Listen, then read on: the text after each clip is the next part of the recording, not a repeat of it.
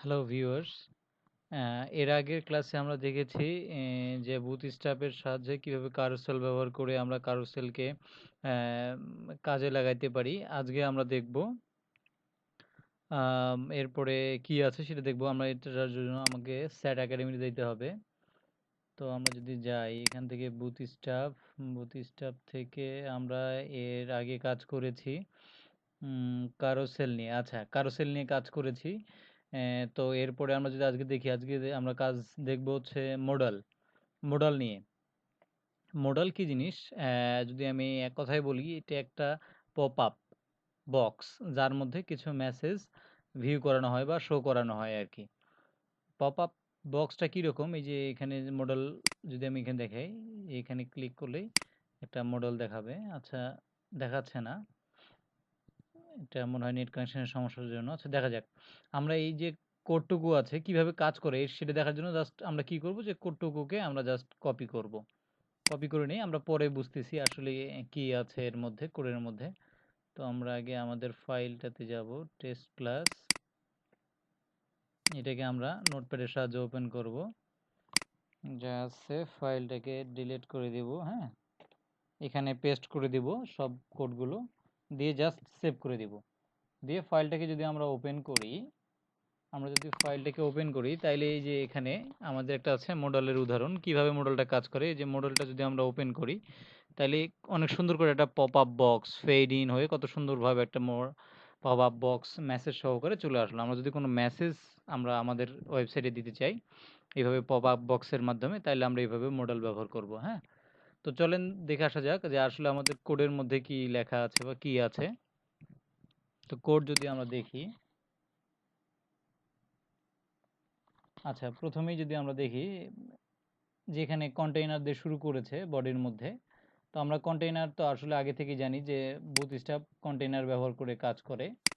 তারপরে H3 দিয়ে মডেলের উদাহরণ একটা লেখার জন্য, হেডিং দেওয়ার জন্য, মডেলের উদাহরণ দেওয়ার জন্য আমরা কি দিয়েছি, এটা H3 দিয়ে ব্যবহার করা হয়েছে।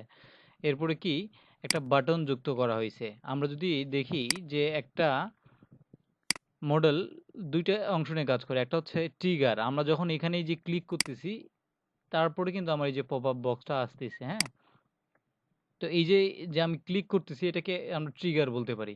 ট্রিগার করার জন্য আমরা একটা বাটন ব্যবহার করেছি, সেই বাটনটা এখানে নিয়েছি। কি button? Button type button class BTN info টাইপের একটা বাটন নিয়েছি। বাটন লার্জ টাইপের নিয়েছি, এই কারণে বাটন লার্জ দিয়েছি। ডাটা টগল মডেল, যেহেতু আমরা মডেল ব্যবহার করতেছি, এই মডেল ব্যবহার করার জন্য আমাদের এই যে ডাটা টগলটা ওই ক্লাসটাকে ধরতে হবে। যেহেতু আমরা এই যে মডেল ক্লাসটা কিন্তু আমাদের বুটস্ট্র্যাপের লাইব্রেরি ফাংশনে বর্ণনা করা আছে, তারা কিন্তু ওখানে মডেল ক্লাস নিয়ে কাজ করেছে। তো সেটা কি ডাটা টগল হিসেবে মডেল ক্লাসটাকে আমাকে আইডেন্টিফাই করে দিতে হবে, এবং ডাটা টার্গেট, আমি কোন ডাটাটাকে নিয়ে কাজ করব সেই ডাটা টার্গেটটা আমার এখানে বলে দিতে হবে।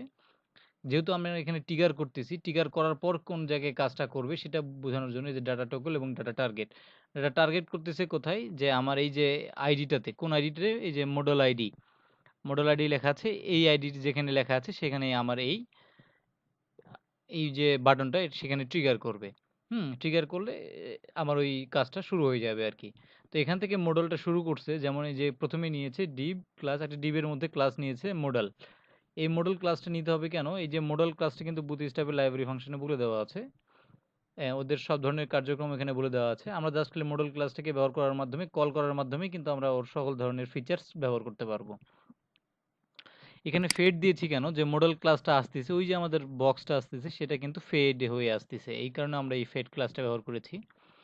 এবং আইডিটা ব্যবহার করেছি মডেল আইডি। এই যে ডাটা টার্গেট যে আমরা ব্যবহার করেছিলাম মডেল আইডি, এই যে মডেল আইডিটাও কিন্তু আমাদের বুটস্ট্র্যাপে বর্ণনা করা আছে লাইব্রেরি ফাংশনে, যার কারণে আমরা মডেল আইডিটাও ব্যবহার করব। এখানে আমরা এই যে রোল ডায়ালগ, আসলে আমরা যে এই যে মডেলটা ব্যবহার করতেছি, এটা আসলে কি রোল প্লে করতেছে, আমাদের এখানে ডায়ালগ বক্স আকারে আসতেছে, যার কারণে এখানে রোল বলা হয়েছে ডায়ালগ। দেন এখানে আবার পরবর্তীতে আবার একটা ডিভিশন নেওয়া হয়েছে, ডিপ নেওয়া হয়েছে। ডিপ ক্লাস কি বলা হয়েছে? Modal dialog. আসলে এই যে ক্লাসটা নেওয়া হয়েছে, এই যে ডিপ বা যে অংশটা নেওয়া হয়েছে, এই অংশটার মাধ্যমে বলা হয়েছে কি, যে আসলে আমরা যে এই যে মডেলটা নিব, সেটা কীরকম হবে, কতটা বড় হবে, ছোট হবে, এই সাইজটা নির্ধারণ করা হয় হচ্ছে এই ক্লাসটার মাধ্যমে। এটা বর্ণনা করা আছে কোথায়? বুটস্ট্র্যাপের লাইব্রেরি ফাংশনে। মডেল ডায়ালগ, এখানে আমি এটাকে ছোট করতে পারবো, বড় করতে পারবো, তার জন্য কিছু ক্লাস আছে সেগুলো সংযুক্ত করা যায় এখানে, হ্যাঁ?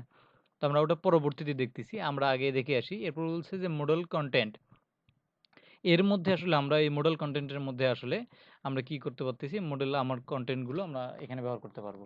এখানে আছে ডিপ ক্লাস মডেল কনটেন্ট, এটাও কিন্তু একটা বুটস্ট্র্যাপের ক্লাস, হ্যাঁ?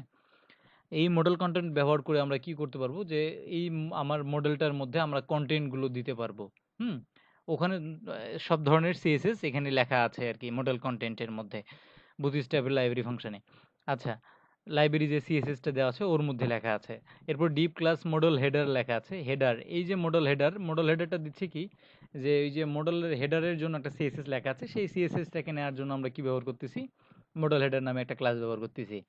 এরপরে মডেল হেডারে নেওয়ার পরে বাটন নিয়েছি, button type, button class close. Close, এই যে ক্লোজ একটা ক্লাস নেওয়া হয়েছে, ক্লোজ ক্লাসটা করে কি, যে সিএসএসটা যে ব্যবহার করে সেটা হচ্ছে ক্লোজ করে দেয়, কোনো কিছু ওপেন করা থাকলে সেটাকে ক্লোজ করে। এবং ডাটা ডিসমিস করে দিয়েছি কার, মডেলের, আমার মডেলে যত ধরনের ডাটা ছিল সেটা ডিসমিস করে দেবো এই যে একটা এক্স বাটনের মাধ্যমে। যদি আমরা যে এখানে দেখি মডেলটা যদি ওপেন করি, এই যে মডেলটা ওপেন করলে এখানে যে একটা এক্স ক্রস চিহ্নের মতো আসতেছে, এখানে ক্লিক করলে কি হচ্ছে, আমার ডাটা ডিসমিস হয়ে যাচ্ছে। এই কারণে কি বলেছে, ডাটা ডিসমিস মডেল, কার ডাটা ডিসমিস করতেছে, মডেলের। এবং এই যে এক্স দিয়ে ওই যে চিহ্নটা বুঝাইছে আর কি, ক্রস চিহ্ন। আচ্ছা, এরপরে এই স্পোর্ট দিয়ে বলছে ডাটা টাইটেল, মডেল টাইটেল। আচ্ছা, মডেল টাইটেলটা ব্যবহার করছি যে মডেল হেডার, যেটা আমরা দেখছি এখানে। এই যে এখানে ক্লিক করলে যে মডেলের যে হেডারটা আসতেছে, এই যে মডেল হেডারটা, এটার জন্য কি ব্যবহার করছে, এই যে এই স্পোর্টদের এই যে সিএসএসটা দিচ্ছে, মডেল হেডারের সিএসএসটা দিচ্ছে কি, এই যে মডেল টাইটেল। এটা আহামরি কিছু না, হ্যাঁ? এরপরে আছে আবার নতুন, এখানে আছে মডেল বডি। মডেল বডির মধ্যে কি থাকবে, আমার আসল যে মেসেজের জায়গাটা থাকবে, এই মডেল বডির মধ্যেই আসলে মেসেজটা থাকবে আমার।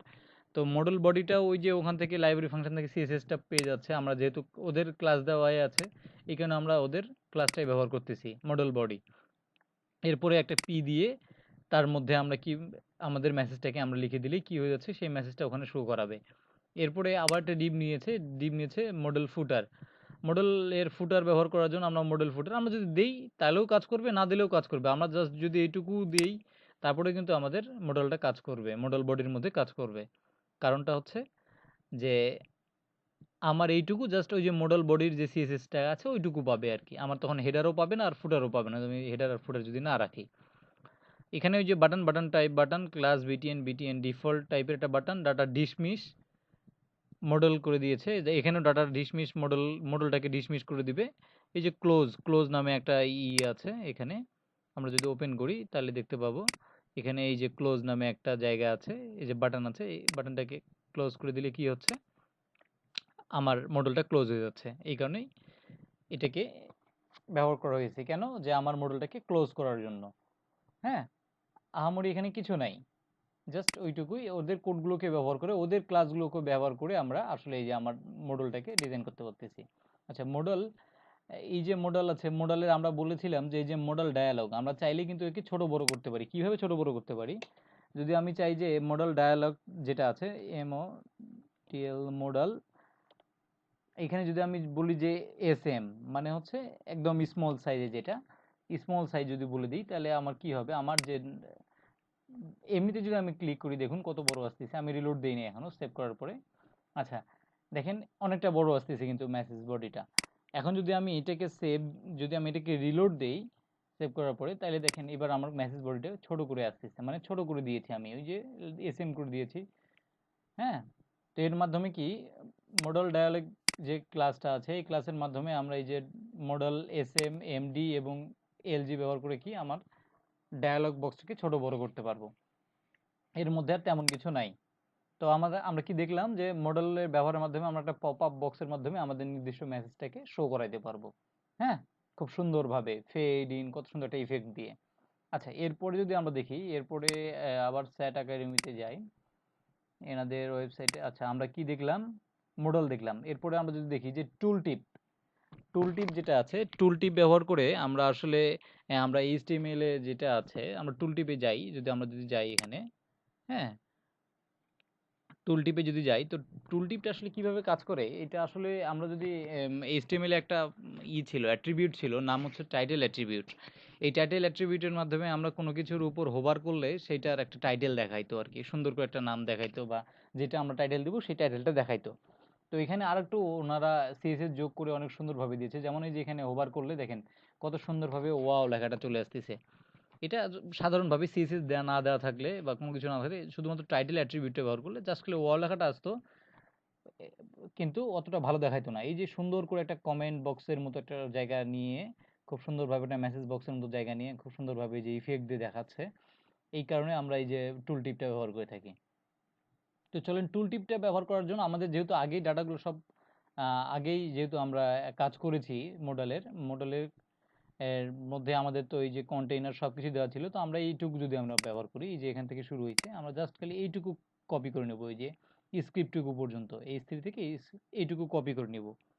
কপি করে নিয়ে যদি আমরা বসাই, আমরা নতুন ক্ষেত্রে পুরোটাই বসাবো, আমরা জাস্ট এইটুকু ব্যবহার টুল টিপটা ব্যবহার করার জন্য আমরা এইটুকু বসাবো আর কি। তারপরে আমরা দেখতেছি কোডের মধ্যে কি আছে, তাইলে আমাদেরকে কোথায় বসাইতে হবে, কন্টেইনারের কন্টেইনারের মধ্যে বসাইতে হবে, তার মানে এই ডিপটার পরে। হ্যাঁ, আচ্ছা, এখানে আমরা একটু ফাঁকা দিয়ে আমরা এটাকে বসাই দিলাম। হুম, আচ্ছা, এখানে আমরা একে টুল টিপের উদাহরণটাকে আমরা একটা কমেন্ট করে এখানে বলতে পারি যে টুল টিপ কপি পেস্ট।